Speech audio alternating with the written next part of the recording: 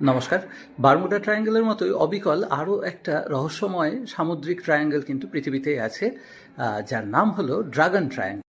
জাপানের দক্ষিণ দিকে ফিলিপাইন সাগরের কাছে সমুদ্রের এমন একটা ট্রায়াঙ্গেলার অংশ আছে যার পাশ দিয়ে জাহাজ নিয়ে যাওয়ার নাবিকরা রীতিমতো ভয় পায়।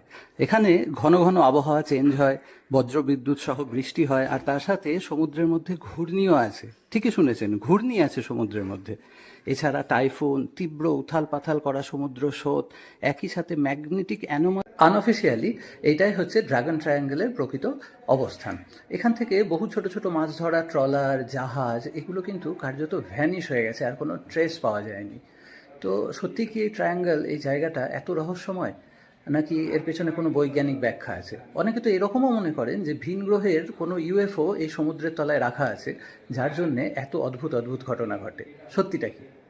এই অঞ্চলে সমুদ্রের নিচে বেশ কিছু আগ্নেয়গিরি আছে যেগুলো সক্রিয়, অর্থাৎ যাদেরকে বলে সাবসি ভলক্যানো।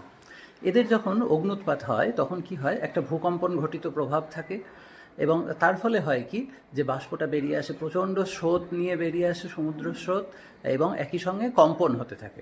তো এই কম্পনজনিত কারণে না মাঝে মধ্যে হয় কি, যে হঠাৎ একটা আইল্যান্ড হয়তো জেগে উঠলো, আর হঠাৎ একটা আইল্যান্ড আচমকা ডুবে গেল। একই সাথে এখানে সমুদ্রের নিচে কিন্তু প্রচুর পরিমাণে মিথেন হাইড্রেট পাওয়া যায়।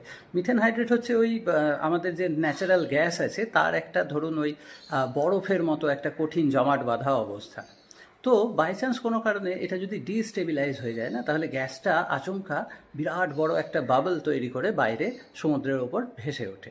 এই যে বাবল তৈরি করে, বিরাট বড় বাবল তৈরি হচ্ছে, এর ফলে কি হয়, ওই সমুদ্রের ওই অংশের ঘনত্ব সেটা অনেকটাই কমে যায়। ঘনত্ব কমে যাওয়ার কারণে কি হয়, ওর প্লবতাটাও কমে যায়।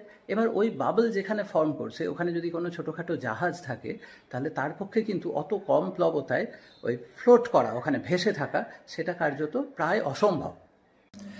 ম্যাপটা যদি একটু ভালো করে খেয়াল করেন তাহলে দেখবেন যে এইখানে না সমুদ্রের একটা বিস্তীর্ণ অংশ একদম খোলা। এই কারণে হয় কি, যে এখানে সমুদ্রে বিরাট বড় বড় ঢেউ ওঠে, যেগুলো কিন্তু ছোটোখাটো জাহাজগুলোকে ডুবিয়ে দেওয়ার পক্ষে যথেষ্ট। একই সঙ্গে এখানে উষ্ণ আর শীতল এই দুই প্রকারেরই সমুদ্র স্রোতের মিশ্রণ ঘটেছে। তো এই কারণে এখানে টার্বুলেন্স তৈরি হয়, বেশ ঘন ঘন ঘূর্ণির দেখা পাওয়া যায়। একই সঙ্গে এখানকার আবহাওয়াটাও এই কারণেই বেশ খারাপ থাকে, মানে ওই ঝঞ্ঝা ঝড়, বজ্রবিদ্যুৎ সহ বৃষ্টি, এসব কিন্তু চলতে থাকে। এবং এই রকম প্রতিকূল আবহাওয়াতে না, ওই যে নেভিগেশন যন্ত্র, যেগুলো দিক নির্ণয়কারী যন্ত্র থাকে জাহাজের, সেগুলোকে কিন্তু অপারেট করা বেশ সমস্যার হয়ে দাঁড়ায়। এই অঞ্চলে একটা ন্যাচারাল ম্যাগনেটিক ডিক্লাইনেশনও আছে।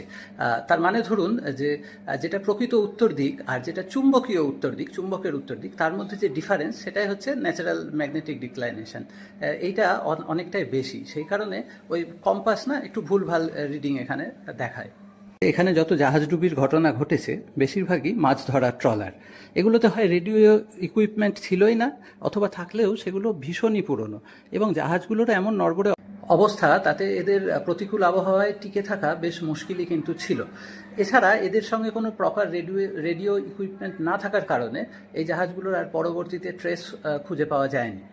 বর্তমানে এই অঞ্চল দিয়ে যে জাহাজগুলো যাতায়াত করে তারা জানে যে এখানে এইরকম ঘটনা ঘটে, নাবিকরা এতে বেশ অভ্যস্ত, এবং এই অঞ্চলের, আপনি শুনলে অবাক হবেন, ট্রাফিক খুব বেশি, মানে প্রচুর প্রচুর জাহাজ প্রতিদিন এই চত্বর দিয়ে চলাচল করে।